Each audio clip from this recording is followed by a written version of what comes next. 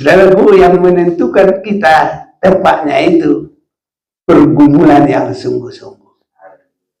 Untuk benar, kudus, sesuai dengan firman Tuhan. Sesuai ukuran yang ditetapkan. Karena ukuran tabernakel itu begitu terperinci semua. Langsung dari surga. Semua. Sampai pengait hubungan-hubungan itu. Jadi hubungan kita nanti dengan dunia ini nggak salah, saudaraku. Ya, nanti itu ada masanya. Jadi antara tiang dengan tiang, antara dinding dengan dinding, hanya dihubungkan oleh perak. Artinya harus semua berkenaan dengan penebusan darah Yesus.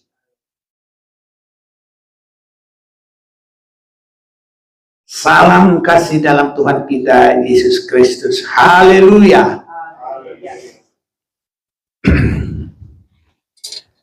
Ada 3 yang kita perhatikan dalam firman Tuhan ini, berasal dari surga.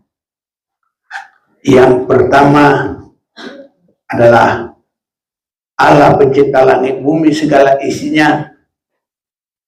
Dia turun dan dia berada di Gunung Sinai, dan Musa boleh menghadap hadiratnya sendiri di puncak Gunung Sinai. Dan disitulah Tuhan memberikan, atau Allah itu memberikan firman-Nya dengan berkata, mereka harus membuat tempat kudus bagiku, supaya aku akan diam di tengah-tengah mereka. Tempat kudus, itulah yang disebut kemah sembahyang, ataupun yang disebut juga tabernakel, tempat Tuhan bersama dengan umatnya. Jadi perkataan itu langsung dari Allah sendiri, dan tidak melalui nabi, tidak melalui siapa-siapa, langsung disampaikan kepada Musa, supaya Musa membuat kemah itu. Lalu dia membuat kemah, dan kita sudah belajar 3 kali, dan ini ke-4 kali. Inilah yang pertama. Dan yang sama dengan itu, Yesus turun dari surga. Dia langsung turun dari surga. Dan dia berbentuk makanan. Di dalam Yohanes pasal yang ke-6, saya mau ajak kita akan perhatikan ini.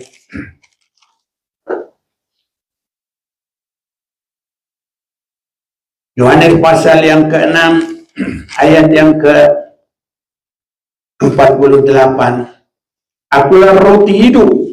Nenek moyangmu telah makan mana di padang gurun, dan mereka telah mati. Inilah roti yang turun dari surga. Barang siapa makan daripadanya, ia tidak akan mati. Yesus adalah juga kenyataan dari Allah datang ke dunia. Dan kita sudah mendengar dalam pelajaran yang ketiga, Immanuel. Jadi Allah bersama kita di dalam kelahiran Yesus. Untuk kemanusiaannya itu melalui dilahirkan oleh Maria. Tetapi kehidupan Yesus itu itu juga disebut bertabernakel di tengah-tengah manusia. Itu sebabnya Yohanes 1 ayat yang ke-14 itu, maka firman itu telah menjadi manusia.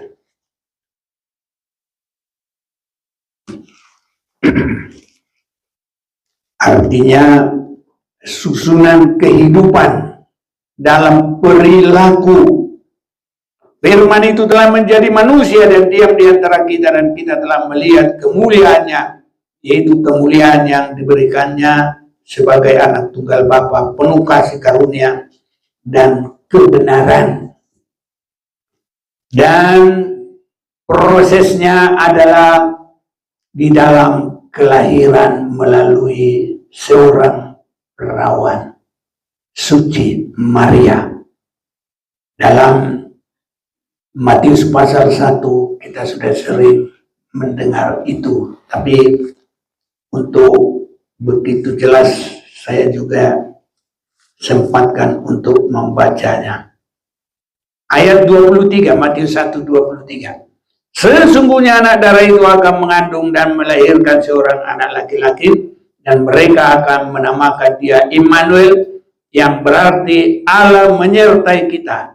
Sesudah bangun dari tidurnya, Yusuf berbuat seperti yang diperintahkan malaikat Tuhan itu kepadanya, yang memang mengambil Maria sebagai istrinya, tapi tidak bersetubuh dengan dia sampai melahirkan anaknya laki-laki, dan Yusuf menamakan dia Yesus. Jadi dari lahir dari surga melalui dilahirkan. Dan keterangan yang lebih luas adalah dalam Filipi pasal yang kedua ayat yang ke-6. Kita juga akan lihat dalam perkembangannya. Filipi 2 mulai ayat yang ke-6, yang walaupun dalam rupa Allah tidak menganggap kesetaraan dengan Allah itu sebagai milik yang harus dipertahankan, melainkan telah mengosongkan dirinya sendiri dan mengambil rupa seorang hamba dan menjadi sama dengan manusia, dan dalam keadaan sebagai manusia ia telah merendahkan dirinya dan taat sampai mati, bahkan sampai mati di kayu salib. Jadi Yesus juga datang ke bumi ini untuk dilihat, tersusun kehidupannya itu semua. Mulai dari kecil, bagaimana dia ada di bait Allah, ya, bagaimana kesukaannya bahwa dia harus di bait Allah, dan dia menunjukkan proses yang dari surga itu langsung. Itu sebabnya bagi manusia disebut dia roti hidup. Ada hubungan langsung dengan manusia sebagai makanan untuk nantinya rumah Tuhan dalam tabernakel, rumah Tuhan dalam Yesus. Kita sudah baca, Yesus sendiri berkata dalam Yohanes 2 ayat 19, rombak bait Allah ini, tapi yang dimaksudnya adalah tubuhnya sendiri. Jadi Yesus adalah bait Allah. Dan untuk kita bisa melihat firman itu sebagai roti yang langsung kita makan, supaya nanti kita juga menjadi rumah Tuhan melalui firman Tuhan. Jadi ada tabernakel, Yesus rumah Allah, dan umatnya yang benar juga ataupun mempelainya adalah rumah Allah, supaya nanti menyatu di Yerusalem baru. Kesana arahnya semua. Jadi ini harus semua lengkap, dan itu adalah rencana Allah bagi semua manusia yang siap. Dan kalau kita boleh belajar dan Tuhan buka hati kita dan kita berserah, maka kita juga sudah disatukan, dihubungkan. Sekarang sedang menuju ke Yerusalem baru. Itu adalah penggenapan semuanya. Jadi tabernakel Musa sebagai nubuatan pelajaran, dalam Yesus langsung contoh dan mempelai wanita sudah mengikuti contoh Yesus, dan dengan demikian itulah jalannya kita nanti di Yerusalem baru. Kristus kepala, kita adalah tubuhnya. Itu sebabnya saudaraku, Yesus roti sorga itu jadi makanan bagi kita supaya menyatu, saudara-saudaraku, ya. Jadi sama-sama dari sorga, itu bagaikan meminang mempelainya. Kita, kapan kita dipinang, kapan kita terima firman, dan kapan kita menghayati firman, kapan firman itu menjadi daging dalam kita, bersusun tabernakel dari percaya, mengubur hidup lama, menerima firman, ketaatan, dan kepada firman, kepada Roh Kudus, menyerahkan diri dalam penyembahan, baru menyatu dalam ruangan Maha Kudus. Inilah, saudara-saudaraku, pekerjaan Tuhan untuk kita di akhir zaman ini. Kiranya kita boleh mengerti semua oleh kuasa Roh Tuhan, dan kiranya Tuhan menolong kita semuanya, sehingga benar-benar kita adalah yang sangat dikasihi, yang dikasihi, mendapat anugerah yang sangat besar. Ini saudara-saudaraku yang kekasih. Nah, untuk terjadinya tabernakel itu, kalau kita sudah lihat tadi semua yang dari surga, dan untuk kita juga bagaikan dijemput ke bumi lewat makan firman Tuhan, dan firman menjadi daging dalam kita. Jadi harus benar-benar yang nyata, harus benar-benar yang ada hubungan. Jadi itu sebabnya kalau hanya percaya begitu saja, tidak ada hubungan, itu ya namanya termasuk hanya di angan-angan juga, ya, atau boleh mimpi-mimpi juga. Kenyataannya apa? Firman harus jadi hidup kita. Makanya Yesus yang dari surga itu disebut, akulah roti hidup yang turun dari surga. Perbuatan tabernakel, Allah turun dari surga dan berfirman, buatlah bait Allah. Jadi umat Tuhan yang menerima yang dari surga itu nanti masuk di Yerusalem baru yang turun dari surga. Yerusalem baru kan turun dari surga. Kita sudah baca, tapi kita ulang baca dulu. Wahyu pasal 21 mulai ayat 2.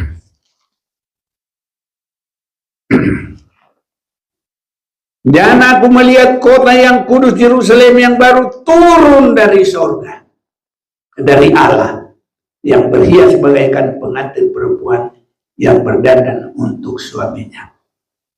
Jadi posisi Yerusalem baru itu juga sangat menghias diri dan bersiap, dan itu nanti tempat kita. Jadi luar biasa, saudara-saudaraku.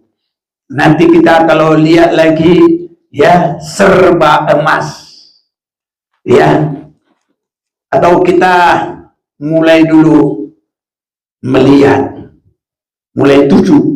Barang siapa menang, ia akan memperoleh semuanya ini, dan aku akan menjadi Allahnya, dan ia akan menjadi umatku. Tapi orang penakut, orang-orang yang tidak percaya, orang-orang kecil, orang-orang pembunuh, orang-orang sundel, tukang-tukang sihir, penyembah-penyembah berhala, dan semua pendusta, mereka akan mendapat bagian mereka di dalam lautan yang menyala-nyala oleh api dan belerang. Inilah kematian yang kedua. 9. Maka datanglah seorang dari ketujuh malaikat yang memegang ketujuh cawan yang penuh dengan ketujuh malapetaka terakhir itu. Lalu ia berkata kepadaku, katanya, marilah ke sini, aku akan menunjukkan kepadamu pengantin perempuan mempelai anak domba. Lalu ia dalam roh, ia membawa aku ke atas sebuah gunung yang besar lagi tinggi, dan ia menunjukkan kepadaku kota yang kudus itu Yerusalem, turun dari surga dari Allah. Ini adalah artinya sangat dipersiapkan kota Yerusalem baru, melebihi dari mempersiapkan, membuat tempat kudus itu. Dan Yesus di dalam prosesnya, dia harus tidak menganggap kesetaranya dengan Allah. Dia turun bertabernakel di bumi untuk nanti mempelainya Yesus Kristus. Kalau Yerusalem baru mempelai buat semuanya, artinya dipersiapkan buat semuanya, menyatu nanti semuanya, termasuk kita. Haleluya. Saudara yakin nanti termasuk di sana? Amin. Ya. Dan kita lihat di sini 11, kota itu penuh dengan kemuliaan Allah. Nah, ini luar biasa saudaraku. Dan cahayanya sama seperti permata yang paling indah, bagaikan permata yaspis jernih seperti kristal. Dan temboknya besar lagi tinggi, dan pintu gerbangnya 12 buah. Dan di atas pintu-pintu gerbang itu ada 12 malaikat, dan di atasnya tertulis nama ke-12 suku Israel. Di sebelah timur terdapat 3 pintu gerbang, dan di sebelah utara 3 pintu gerbang, dan di sebelah selatan 3 pintu gerbang, dan di sebelah barat 3 pintu gerbang. Dan tembok-tembok itu mempunyai 12 batu dasar, dan di atasnya tertulis ke-12 nama ke-12 rasul anak domba itu. Jadi kita bersyukur ada 12 dari orang Israel, ada 12 juga adalah nama ke-12 murid anak domba. Jadi 12 rasul itu mewakili kita semua, saudara. Haleluya. Jadi suku Israel mewakili bangsa Israel keseluruhan. Jadi nanti Yerusalem baru itu adalah orang Israel, dan kita yang percaya kepada Yesus juga adalah orang Israel secara rohani yang berhak menerima janji Allah. Galatia 3 ayat 29. Ada yang bantu baca?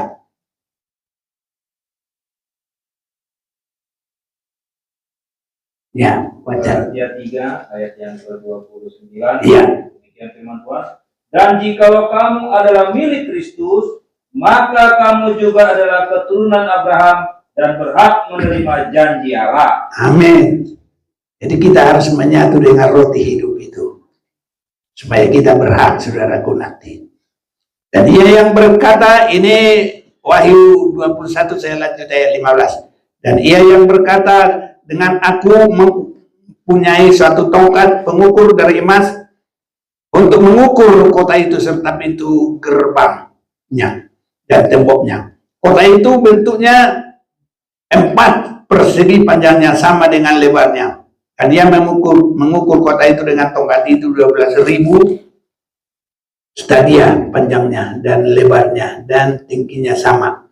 Lalu mengukur temboknya serta 144 hasta menurut ukuran manusia yang ada, lah juga ukuran malaikat. Tembok itu terbuat dari permata jaspis. Nah, kota itu sendiri dari emas tulen. Haleluya. Luar biasa, saudaraku. Ya, kalau kita boleh melihat itu rumah besar saja, rumah yang bicara itu kelihatan bagus-bagus, apalagi kalau ini nanti nggak ada apanya itu rumah-rumah dunia ini. Jadi makanya kalau menyanyi harus benar-benar menghayati rumahmu ada di dalam surga. Tembok itu terbuat dari permata jaspis, dan kota itu terdiri dari emas tulen bagaikan kaca murni. Haleluya.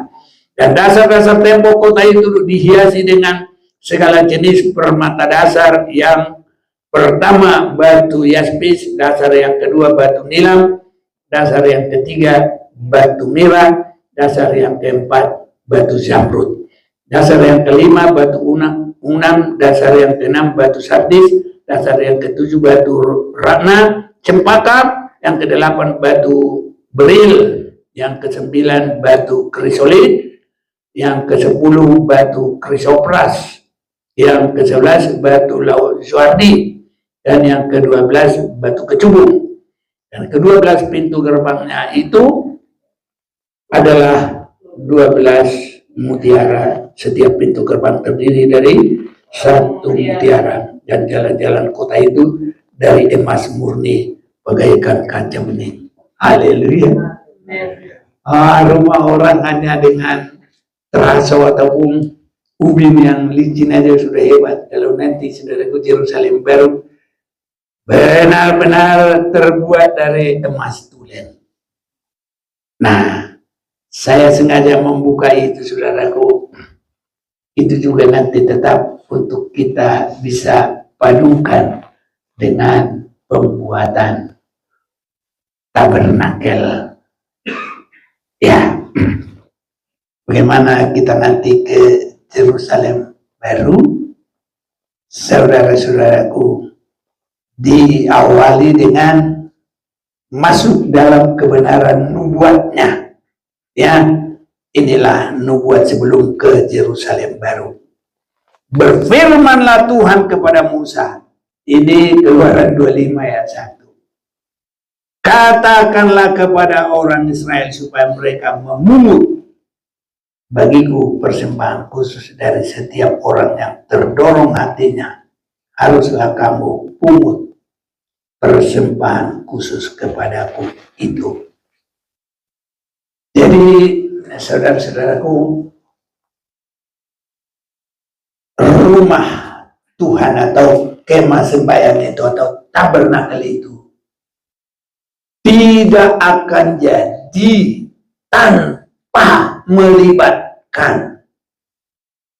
Inilah caranya kita bagaikan makan roti itu.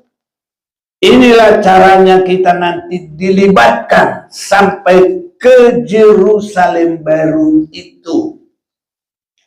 Jadi sama ini semuanya, saudaraku. Hanya di sini bagaikan ya awal-awalnya. Nanti Yerusalem baru penggenapan dari semuanya. Ini awalnya. Jadi saudara-saudaraku, bahan-bahan untuk kemah sembahyang itu tidak ada dari proposal, tidak ada dari minta, tidak ada dari tipu-tipu, tapi benar-benar katakanlah kepada yang terdorong hatinya. Paksa-paksa juga enggak. Bahasa Batak dia lele juga enggak. Dia lele. Rayu-rayu juga enggak. Karena ada juga saudaraku mau berkorban tidak tulus kepada Tuhan. Tapi kalau dirayu-rayu mau dia. Ini orang yang suka rayuan. Ada yang begitu. Saya pernah menghadapi begitu. Ada temanku pintar merayu sebelum aku melayani di situ. Jadi semua dia rayu-rayu. Apa saja di rumah pendeta itu yang kurang, udah dilihatin lah itu, diantarin lah itu. Tapi karena pintarnya pendeta ini merayu. Begitu saya masuk di sana, harus yang terdorong hatinya. Saya tidak mau merayu sedikit pun. Stop. Jadi belum karena mengasihi Tuhan, dia mau berkorban karena dirayu.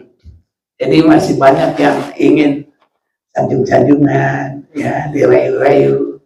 Ya ini saudara, ini mengarah-arah ke sifatnya Lucifer nanti. Lucifer apa itu? Sombong. Jadi kita harus benar-benar dari terdorong hati yang murni. Semua ibadah kita, pelayanan kita, hati yang murni. Ini saudaraku, jangan karena sesuatu ya yang jasmani ini nanti enggak terarah ke Yerusalem baru. Ke sana itu penggenapan saudaraku. Makanya sekarang ini langsung disebutkan, katakanlah kepada orang Israel supaya mereka memungut bagiku persembahan khusus bagi setiap orang yang terdorong hatinya. Haruslah kamu pungut persembahan khusus kepadamu. Jadi kita harus ada hati yang terdorong, hati yang bergerak, hati yang hidup mengasihi Tuhan. Haleluya. Kalau itu belum ada, gak bisa terjadi, saudaraku, persekutuan dengan Tuhan. Tabernakel kan persekutuan dengan Tuhan. Persekutuan yang benar. Mungkin kita merasa kita sudah bersekutu dengan Tuhan. Tapi di dalam Yohanes pasal kedua ayat 23 juga dulu baca dulu. Saya baca terus. Yohanes pasal yang kedua. Ya. 23. Dan sementara ia di Yerusalem selama hari raya Paskah, banyak orang percaya dalam namanya, karena mereka telah melihat tanda-tanda yang diadakannya. Tetapi Yesus sendiri tidak mempercayakan dirinya kepada mereka, karena ia mengenal mereka semua. Ini kita semua harus hati-hati. Semua umat Tuhan harus hati-hati. Semua gereja-gereja harus hati-hati. Jangan nanti kita pikir kita percaya kepada Tuhan, tapi Tuhan sendiri tidak mempercayakan. Itu nanti kalau kita paksakan, paksa. Nggak ada yang begitu. Semua harus dengan rela. Tuhan juga rela mempercayakan diri, kita juga rela dengan sesuai kehendaknya. Harus sesuai dengan firman Tuhan. Baru sama-sama saudara-saudaraku. Nah, ini perlu menyatu. Ya. Jadi banyak orang mempercayakan diri sampai kepada pelayanan-pelayanan. Pelayanan yang begitu banyak, mengadakan mujizat. Bagus apa enggak? Bagus. Salah apa enggak? Tidak. Mengusir setan, bagus apa enggak? Bagus. Tidak salah. Tetapi kalau hanya itu, nanti Tuhan akan mengusir. Matius setuju. Ayo, 21. Ayat yang ke-21. Bukan setiap orang yang berseru kepadaku Tuhan, Tuhan akan masuk ke dalam kerajaan surga, melainkan dia yang melakukan kehendak Bapa-Ku yang di surga. Pada hari terakhir, banyak orang akan berseru kepadaku, Tuhan, Tuhan, bukankah kami bernubuat demi namamu, dan mengusir setan demi namamu, dan mengadakan banyak mujizat demi namamu juga? Pada waktu itulah aku akan berterus terang kepada mereka dan berkata, aku tidak pernah mengenal kamu. Enyahlah daripadaku, kamu sekalian pembuat kejahatan. Iya, sudah melayani, dan pelayanan bukan pelayanan biasa-biasa. Tapi saudara-saudaraku, harus benar-benar kita awali dari hati yang terbuka, hati yang tergerak, hati yang pasrah sungguh kepada Tuhan. Itu sebabnya miliki hati yang lembut kepada Tuhan. Jangan ada kekerasan. Ya, ada kalanya orang melayani jadi itu menjadi kesombongan, hebat. Dan bahayanya jadi seperti Lucifer. Itu karena tingginya pelayanannya. Bagus, saudaraku. Ya, itulah. Justru itu menjadikan dia ingin menyamakan diri dengan yang Maha Kuasa. Makanya dari dasar-dasarnya itu dia lari, saudara-saudaraku. Itu sebabnya hari awal yang pertama, hati yang rela, hati yang terbuka. Haleluya. Semua kita harus hati yang rela, hati yang terbuka. Jangan ibadah terpaksa, jangan ibadah salah-salah, jangan ibadah ada maunya kita. harus benar-benar ada, ya, terbuka untuk Tuhan, berserah kepada Tuhan, menyerah kepada segala kehendak Tuhan.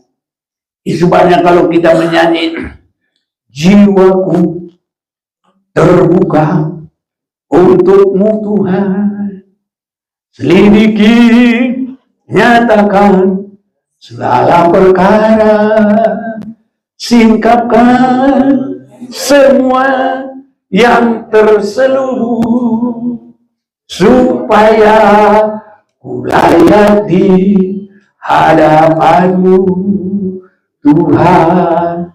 Itu harus begitu, saudaraku. Semua saudara-saudaraku. Haleluya. Benar-benar kita ini mau ke surga ini. Habis dari Tuhan itu turun dari surga, tapi kita ke Yerusalem baru. Haleluya. Jadi kita nggak ketemu di surga kok. Disebutkan ketemunya di Yerusalem baru. Tuhan yang turun dari surga. Yesus sudah di dunia ini dulu. Jadi bersama dengan anak Tuhan yang sudah menang, ya, naik ke Yerusalem baru. Haleluya. Ini saudaraku. Jadi dari awal harus hati yang terbuka, hati yang bersih, hati yang penuh dengan penyerahan, hati yang lemah lembut, ramah kepada firman. Haleluya. Unang lomo-lomoku. Apa itu?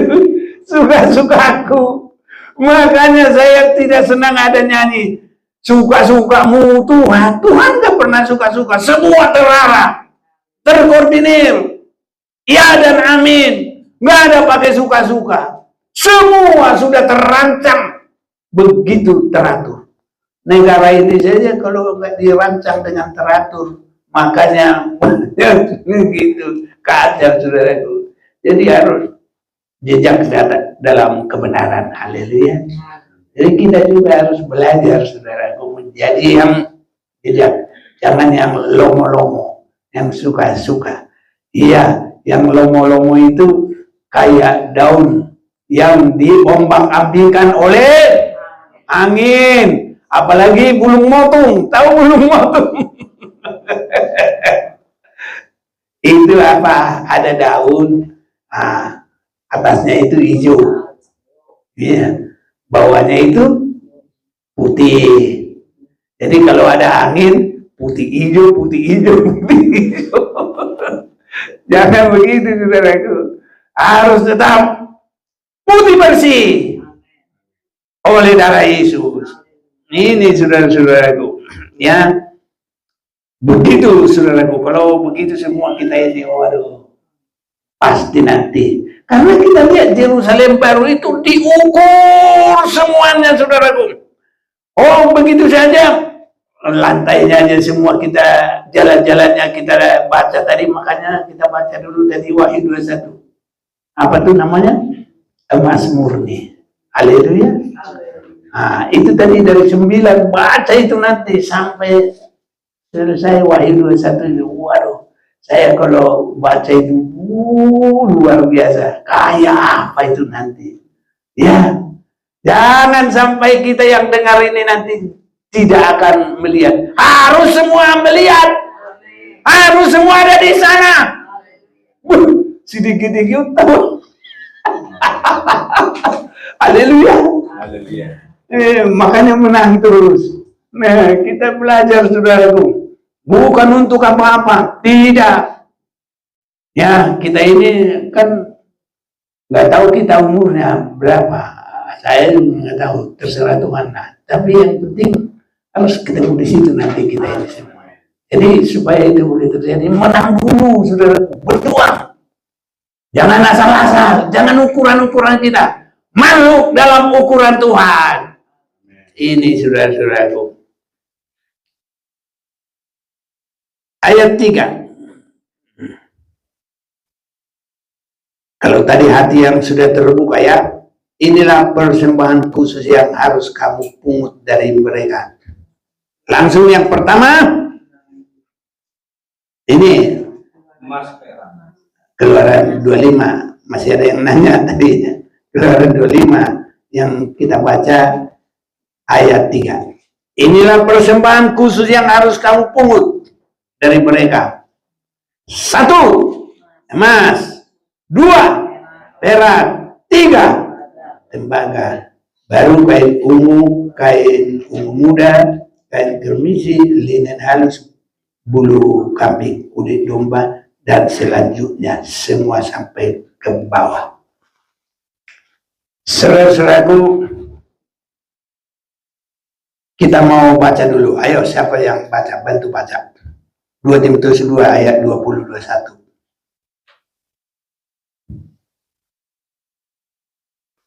Timotius 2 20 dan 21. Iya. Dalam rumah yang besar bukan hanya terdapat perabot dari emas dan perak, melainkan juga dari kayu dan tanah. Yang pertama dipakai untuk maksud yang mulia, dan yang terakhir untuk maksud yang kurang mulia.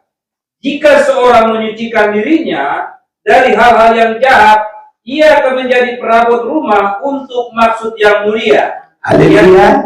Cukup. Amin. Amin. Amin. Saudaraku, yang menentukan kita tempatnya itu pergumulan yang sungguh-sungguh. Untuk benar, kudus, sesuai dengan firman Tuhan. Sesuai ukuran yang ditetapkan. Karena ukuran tabernakel itu begitu terperinci semua. Langsung dari surga. Semua. Sampai pengait hubungan-hubungan itu. Jadi hubungan kita nanti dengan dunia ini enggak salah, saudaraku. Ya, nanti itu ada masanya. Jadi antara tiang dengan tiang, antara dinding dengan dinding, hanya dihubungkan oleh perak. Artinya harus semua berkenaan dengan penebusan darah Yesus. Jadi hubungan kita dengan dunia ini jangan yang macam-macam, saudara-saudaraku. Cara diperminggu, tak perminggu, sebeli minggu, ya banyak ini saudara-saudaraku. Tingkatkan semuanya. Hubungan sesama itu harus karena penebusan, harus karena semakin tinggi penyerahan kepada pelaku firman. Sudah harus ke situ, saudara-saudaraku, sampai benar-benar orang tahu. Ay tinugyo piba wala ni marmem mo dang ori. Kecuali hanya karena kita mau mendekati, caranya kita nanti bersaksi kepada dia, ya bolehlah. Ya, melola opi tatu lapo, alai kemarsaksi doda. Unang kolan na minutuan mal minutuan. Tengeng nanti janganlah. Iya. Jadi itu masih ada hubungannya karena kita mau memberitakan penebusan. Haleluya. Tapi kalau di luar itu, supaya kita ikut dulu marpolu sih, supaya kita ikut di situ minum tua, bukan saudara-saudara. Nah, jadi emas itu di 2 tempat, ruang kudus dan ruang maha kudus. Haleluya. Kalau apa tadi satu lagi? Tembaga. Itu di halaman. Hanya di halaman. Kalau kita di rumah yang besar, saudaraku, hanya di halaman. Sedih. Ya. Nggak ada di situ berkat-berkat, nggak ada jaminan, nggak ada di situ makanan. Pokoknya di halaman, saudaraku. Halaman itu permulaan. Dan kalau kita bertamu hanya sampai di halaman, tidak, saudaraku. Ya, harus sampai masuk ke rumah. Ini, saudaraku. Jadi kita ini ibadah yang sungguh-sungguh masuk dalam kekudusan yang sempurna.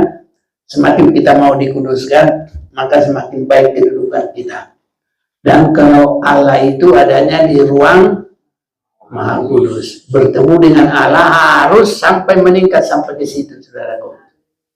Ibadah kesungguhan kita, ya, perilaku kita harus di dalam suasana kemuliaan Tuhan. Emas. Ini saudaraku. Kalau perunggu itu, ya memang saudaraku di situ sudah ada satu, ya memisahkan dari dunia ini, sudah ada menghukum sebagian yang tidak berkenan baik itu, ya. Tapi kalau perak itu sudah benar-benar dalam penebusan, kalau emas itu sudah di dalam kemuliaan Tuhan. Itu sebabnya saudaraku di dalam tabernakel itu, ya hanya emas di ruang Maha Kudus itu. Di situ semua emas, serba emas. Dan ruang Maha Kudus penggenapan yang sesungguhnya adalah Yerusalem baru. Haleluya. Makanya kita baca tadi, jalan-jalannya aja semua emas. Haleluya. Baru lain-lainnya ada lagi permata-permata. Oh, kita nggak tahu lagi nama-namanya, saking hebat-hebatnya. Nanti kalau mau lihat, sanalah nanti, tanyain nanti. Apa ini namanya? Tapi nanti kalau belajar juga, mana tahu nanti Tuhan kasih pelajaran untuk itu. Kita ngerti. Setidaknya, ya kita semua harus masuk di situ. Ya, pokoknya alas kaki itu udah emas semuanya. Haleluya. Iya. Kalau di dalam tabernakel ini, ya belum semuanya emas. Jadi peti perjanjian itu masih ada kayunya. Nah, jadi petinya itu terbuat dari kayu penaga, baru disalut dengan emas murni. Disalutnya itu emas murni salutnya. Kalau tutupnya itu emas murni sama kerub-kerub itu, karena itu adalah Tuhan sendiri. Jadi kita ini memang dari manusia berdosa. Yesus datang, dia menyucikan kita. Dia bisa menjadi roti hidup, mengubah semua kelakuan kita, tingkah laku kita. Kalau firman itu sudah tersusun penuh dalam kita, makanan kita roti hidup, maka kita masuk dalam ukuran. Nanti kita akan masuk Yerusalem baru. Itu penggenapannya. Jadi saudara-saudaraku, itu tergantung kepada kita. Sejauh mana kita mengutamakan Tuhan, sejauh mana kita berani berkorban kepada Tuhan, sejauh mana kita mengasihi Dia, sejauh mana kita mengutamakan Dia, sejauh mana kita membuat Dia nomor satu. Kata Pak Siombing number 1, bukan number 2, 3, 4. Number 1. Haleluya. Puji Tuhan, saudara-saudaraku ya. Ini saudaraku, menjadikan Tuhan number 1 di dalam segala hal apapun. Sampai pun kalau kita merasa disakiti, tetap Tuhan yang paling utama. Bukan sakit hati, bukan membalas, bukan mundur, bukan ciut. Sampai darah terakhir. Yesus kan sudah menunjukkan contoh itu kepada kita. Setia sampai akhir dengan apa yang dideritanya di kayu salib. Ini saudara-saudaraku. Nah, jadi kita sudah melihat saudara-saudaraku, inilah persembahan kudus yang harus kamu pungut dari mereka, emas, perak, dan tembaga. Nah, 3 ini logam, dan kita sudah mengerti bahwa emas itu udah sampai kepada kemuliaan Tuhan. Perak itu penebusan dari darah Yesus. Tembaga itu ya percaya dan kebenaran. Ya, percaya menjadi kebenaran kita. Haleluya. Jadi kita percaya kepada Yesus dalam Roma pasal yang kelima. Coba dulu saya. Itu begitu yang saya ingat ya.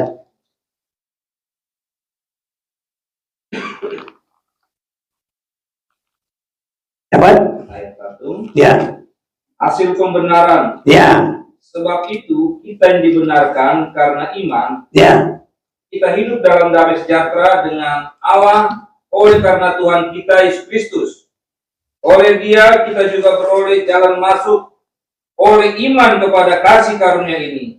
Di dalam kasih karunia ini kita berdiri dan kita bermegah dalam pengharapan akan menerima kemuliaan Allah. Jadi pembenaran, saudara-saudaraku. Dan perak ini juga masih dekat dengan itu, pembenaran. Karena perak ini dipakai nanti hanya untuk merupakan pengait dan juga untuk tiang-tiang itu. Jadi tidak boleh langsung ke tanah. Itu saudaraku. Biarpun kita di bumi ini, tapi sudah dibungkus dengan penebusan Yesus Kristus. Jadi kita tidak langsung lagi sama seperti yang tidak di dalam Tuhan. Jadi harus seperti nyanyian. Kami dulu selalu nyanyi. Gampang nyanyinya. Dak sonong lili beo. Mana itu opung itu? Ada tadi. Ingat opung. Edemi. Edemojo. Dak sonong lili beo. Dak sonong lili beo. Opung. Duku jalo Yesus ngolungai baru dak songon naung lele bea.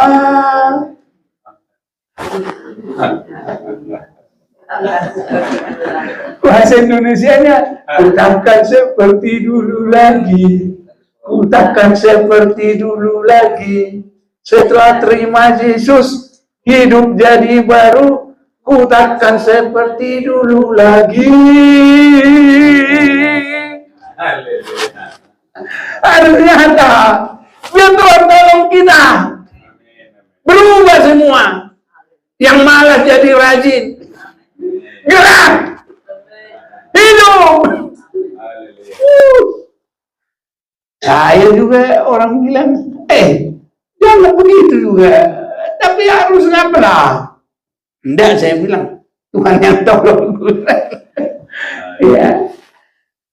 Karena kalau kita langsung ikut ini, nanti badan kita ini, umur saya ini sampai bisa duduk pun nanti nggak bisa lagi langsung begini. Kayak daging yang sudah tidak apa lagi.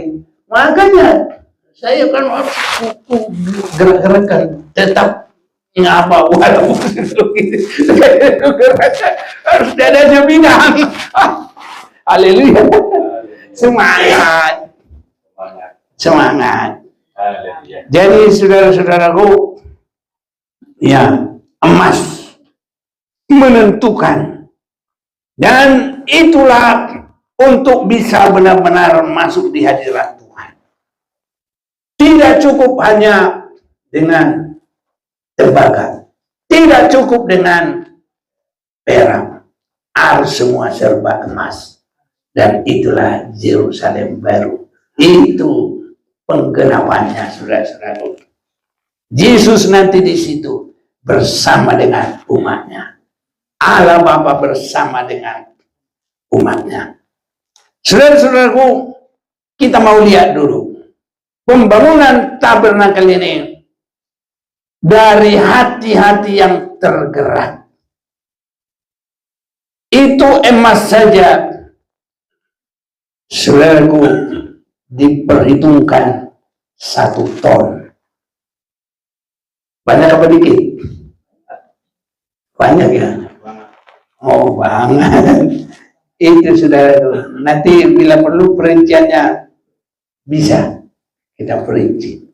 Nah, mulai dari ya tabut, terus ke pintu tirai, terus ke mesbah tupak, terus kepada pelita emas. Itu murni itu emas semua. Baru nanti meja roti. Haleluya. Ini saudara-saudaraku. Ya, Itulah, jadi sampai 1000 kilogram. Kalau perak itu hampir 3,5 ton. Tembaganya 2,5 ton. Ini saudara-saudara. Itulah banyaknya. Ini semua dari hati yang tergerak. Kalau kita lihat bangsa Israel keluar dari Mesir, belum pada mati-mati, masih lengkap 600.000. Nah ini saudara-saudaraku. Jadi 600.000 ya. 1 ton itu berapa? 10.000. 10.000. 1.000 kilo. Gram? Nggak tahu lagi. Nggak komputer kita. Ya itulah. Pokoknya kira-kira begitu. Nah, semua bangsa Israel hati yang tergerak. Nggak pakai hitung-hitung. Oh, udah cukup kali. Tidak, saudara. Bawa. Sampai nanti Musa yang berkata, cukup. Jangan lagi. Ini saudaraku ditunggu-tunggu pun sampai kapan? Kalau itu benar-benar ditolak saudaraku. Keluaran 36. Ayo. Ayat 5 sampai dengan yang ke-7. Ayat 5 sampai ke-7. Dan berkata kepada Musa, rakyat membawa lebih banyak dari yang diperlukan untuk mengerjakan pekerjaan yang diperintahkan Tuhan untuk dilakukan. Lalu Musa memerintahkan supaya dimaklumkan di mana-mana di perkemahan itu demikian. Tidak usah lagi ada orang laki-laki atau perempuan yang membuat sesuatu menjadi persembahan khusus bagi tempat kudus. Demikianlah rakyat itu dicegah membawa persembahan lagi, sebab bahan yang diperlukan mereka telah cukup untuk melakukan segala pekerjaan itu, bahkan berlebih. Haleluya, saudara. Haleluya. Kira-kira kita bisa nggak kapan ini? Tidak ada yang mustahil ya. Haleluya. Saudara-saudaraku, saya lihat orang semakin berhemat-hemat malah tambah miskin, susah. Tapi orang yang kelihatan menghamburkan harta semakin diberkati Tuhan. Ini firman Tuhan. Setidaknya Lukas 6 ayat 38. Takaran yang kamu buat untuk mengukur akan diukurkan kepadamu.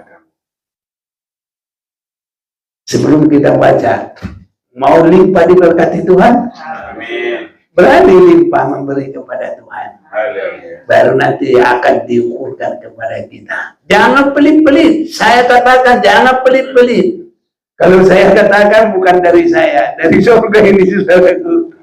Dan kalau nanti diberkati, pasti diberkati. Dan kalau nggak mau melakukan, terserah. Pokoknya aku sudah mau. Baca Lukas 6 ayat 38. Berilah dan kamu akan diberi suatu takaran yang baik, yang dipadatkan, yang digoncang, dan yang tumpah keluar akan dicurahkan ke dalam ribaanmu, sebab ukuran yang kamu pakai untuk mengukur akan diukurkan kepadamu. Saudara-saudaraku, kalau kita berdoa kepada Tuhan, tolong Tuhan berkati ini Tuhan, itu baik. Tapi memberi lebih baik dari, lanjut, ayo. Memberi lebih baik daripada menerima. Yakin? Tapi belum berani lakukan ya. Sedang. Haleluya. Wah, ini nanti semua diberkati Tuhan. Firman Tuhan ya dan amin. Tidak. Saya sudah zona 80 umur. Jonah belum 80, baru lewat 79. Jadi aku sudah ngomong gini, dahulu aku muda, sekarang sudah tua. Belum pernah kulihat orang benar ditinggalkan oleh Tuhan atau anak cucunya meminta-minta. Mazmur 34 ayat 37 ayat 11 ya. Ayat 25. Ayat 25. Boleh. Boleh. Semua juga boleh. Ayo. Tuhan menetapkan langkah-langkah orang yang hidupnya berkenan kepadanya. Apabila ia jatuh, tidaklah sampai tergeletak, sebab Tuhan menopang tangannya. Dahulu aku muda, sekarang telah menjadi tua, tetapi tidak pernah kulihat orang benar ditinggalkan, atau anak cucunya meminta-minta roti. Tiap hari ia menaruh belas kasihan dan memberi pinjaman, dan anak cucunya menjadi berkah. Haleluya. Jadi sampai keturunan kita keberkatan. Jangan kita pelit-pelit nanti keturunan kita berdiam-diam. Iya. Makanya. Dan gini, ikuti iman orang yang diberkati Tuhan. Jangan bikin peraturan sendiri. Dan belajarlah bagi yang sudah nyata-nyata. Kalau belum nyata-nyata mau teologi kemana-mana pun nggak keberkatan juga. Paling teologi apa? Karena untuk berbuat harus kepada pembangunan rumah Tuhan. Haleluya. Saya kalau asal berkorban saya nggak mau lagi sekarang. Rugi kita. Di sini kita sudah kepada pembangunan tubuh Kristus. Boleh berkorban karena gereja, boleh berkorban karena organisasi. Tapi kalau di sini semua pengorbanan ini untuk membangun tabernakel, rumah Tuhan, tempat Allah dan manusia. Ada kalanya saudaraku, ya organisasi, ya seperti tadi. Pelayanan juga bukannya salah saudaraku. Tapi harus kita melihat dalam sistem pengajaran itu terlarang. Jadi kalau belum dalam sistem pengajaran itu, mengusir setan itu pelayanan itu. Hebat itu. Siapa bilang itu enggak hebat? Hebat. Bisa usir setan. Bisa juga menyembuhkan segala penyakit. Nah sekarang ini jadi dokter aja kaya. Rumah sakit nggak ada yang mundur. Semua rumah sakit mabobori. Tahu mabobori? Berkembang semua rumah sakit di mana-mana. Gedungnya dulu ini jelek, sekarang udah tinggi. Gedungnya dulu kecil, sekarang udah dibeli. Merambat ke kiri, merambat ke kanan, ke belakang, ke depan. Itu sebenarnya adalah berkahnya anak Tuhan. Haleluya. Bertambah ke depan, bertambah ke samping, bertambah ke belakang, karena diberkati Tuhan. Ini saudara-saudaraku, makanya Yerusalem baru itu adalah inti dari serba harta yang luar biasa. Tabernakel tidak akan jadi sebelum ada hati yang tergerak. Ini saudara-saudaraku, kiranya kita semua mengerti dan sangat diberkati oleh Tuhan. Dan sejauh mana tingginya persembahan kita sudah dengar tadi. Persembahan itu ya memang banyak saudara-saudaraku. Banyak sekali. Sampai nanti persembahan emas, perak, tembaga, kayu, kain, kulit, minyak, ya untuk lampu, rempah-rempah, batu permata, kayu, dan banyak lagi saudara-saudaraku. Ya, itu bagaimana kita mengambil bagian dalam apa yang kita lakukan. Haleluya. Semua harus ambil bagian. Apa yang bisa dilakukan. Amin. Makanya tidak hanya emas, semua bisa. Nah, tetapi untuk meningkatkan harus Karena di sini tadi adalah penyerahan yang sungguh-sungguh dan kekudusan itu yang menentukan. Di rumah yang besar, apa tadi? Banyak perabot. Siapa yang menguduskan dirinya, dialah menjadikan tempat perabot yang mulia. Ini saudara-saudaraku, tingkatkan semua. Pelayanan lebih dikuduskan, hati kita lebih dikuduskan, hidup kita semua lebih masuk dalam pengudusan. Baru nanti ada nilainya, saudaraku, lebih bernilai.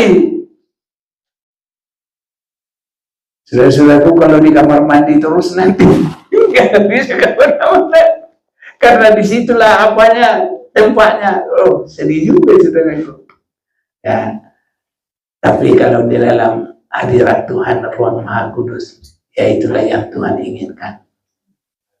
Itu sebabnya saudaraku, semua kita sudah semakin melihat tingkat-tingkatnya. Dan biarlah kita menyerahkan diri kita kepada Tuhan dengan sebaik-baiknya dalam kesempatan yang ada ini, saudara-saudaraku. Jadi kita sudah melihat bagaimana gerakan daripada bangsa Israel ini, yang 600.000 itu, mereka bisa, saudaraku, melebihi 1 ton emas, bisa melebihi 3,5 ton ya perak, 2,5 ton tembaga, kayu, kain kulit, minyak untuk lampu, rempah-rempah, batu permata, kayu. Dan mereka tidak ukur-ukur, udah cukup, Pak. Nah, makanya saudaraku, kalau kita berbuat aja, jangan mikir-mikir. Nggak ada yang bilang nanti kayak pendetanya. Saudaraku, tidak. Ya, saya terus terang bilang, kita kalau ada berkat, ya kumpulin semua. Nanti kalau pas kita bayar sewa, nggak ada saya bilang, ayo, urunan, kamu segini, dijauhkan, nggak bakal ada begitu. Saya paling nggak mau begitu. Paling kasih tahu, kita mau bayar sewa, ada yang mau, harus hati yang tergerak. Kalau enggak, ya udah, beres itu semua. Dari manapun Tuhan buat. Kalau nggak ada lagi orang, burung juga bisa. Iya, tidak ada yang mustahil. Percaya. Amin. Ini saudaraku. Cuma kalau kita nggak dipakai Tuhan nanti, tidak ada tabernakel jadi kalau nggak ada dari hati yang tergerak. Kita juga mengalami. Haleluya. Semua harus mengalami. Jemaat Tuhan juga harus mengalami. Harus diberkati oleh Tuhan. Amin semuanya. Kita tidak akan turun-turun. Naik, saudaraku. Semakin naik. Kita adalah umat yang diberkati oleh Tuhan. Saudaraku, itu sebabnya dalam kesempatan yang baik ini, marilah kita menyerahkan diri. Tabernakel itu tidak akan jadi kalau tidak. Dan Tuhan juga tidak suruh pergi kamu minta ke sana. Tidak. Tapi langsung berfirmanlah Tuhan kepada Musa. Katakanlah kepada orang Israel supaya mereka memungut bagiku persembahan khusus dari setiap orang yang terdorong hatinya. Ini, kalau belum terdorong hatinya, jangan dieleh-eleh, jangan dirayu-rayu. Harus tulus dari hati yang cinta kepada Tuhan. Karena kita mau diberkati oleh cintanya Tuhan. Amen. Makanya kita kalau nyanyi, cintanya Yesus amat heranlah, oh heranlah, oh heranlah, cintanya Yesus amat heranlah, heranlah buat saya. Ini jadi lama semua ini. Ini masih pada waktunya bisa dikeluarkan. Saudara-saudaraku, dalam kesempatan ini, jadikanlah kita ini yang baik dalam rumah Tuhan. Amin. Barang perabot yang baik. dengan penyerahan yang lebih baik kepada Tuhan. Dengan hati yang sungguh-sungguh mengasihi Dia, tergerak. Tuhan tidak akan berbohong. Dia ada di dalam firman-Nya. Itu sebabnya Yesus itu tidak menahan apapun sampai rela menderita kepada matinya. Itulah sebabnya Allah sangat meninggikan Dia. Haleluya. Mana tertulis, masa enggak ada? Ini udah Filipi pasal 2 itu. Ayo, ayat 6 sampai dengan 9. Yo, dari sana biar jangan aku.